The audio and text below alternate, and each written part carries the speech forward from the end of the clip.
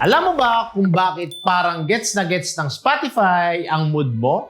Minsan, may gusto ka lang namang pakinggan na isang kanta. Pamparelax, pampatulog, o minsan pampagising. Pero maya-maya, parang sakto na lahat sa gusto mo yung mga next songs. At eto pa yung interesting. Minsan, may nadidiscover kang kanta na parang para sa'yo talaga. Napapansin mo ba yun? Kapag malungkot ka, parang puro sad songs yung lumalabas. Kapag motivated ka, biglang puro hype music. At kapag gabi naman, parang puro chill music yung recommendations. Parang gets na gets niya yung mood mo at hindi aksidente yun.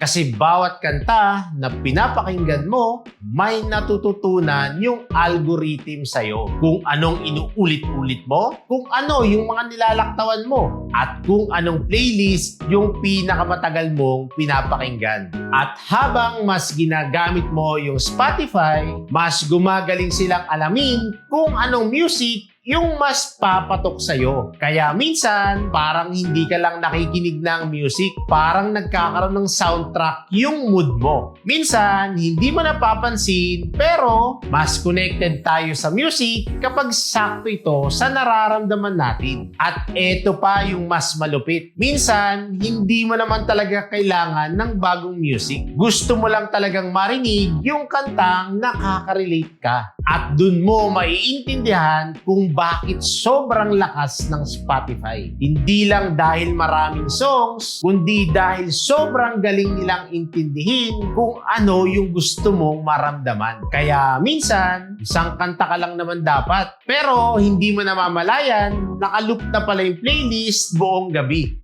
Ikaw, anong kanta yung paulit-ulit mong pinapatugtog lately? Please type sa comment section kung ano yon. And if you want more videos like this, please follow for more.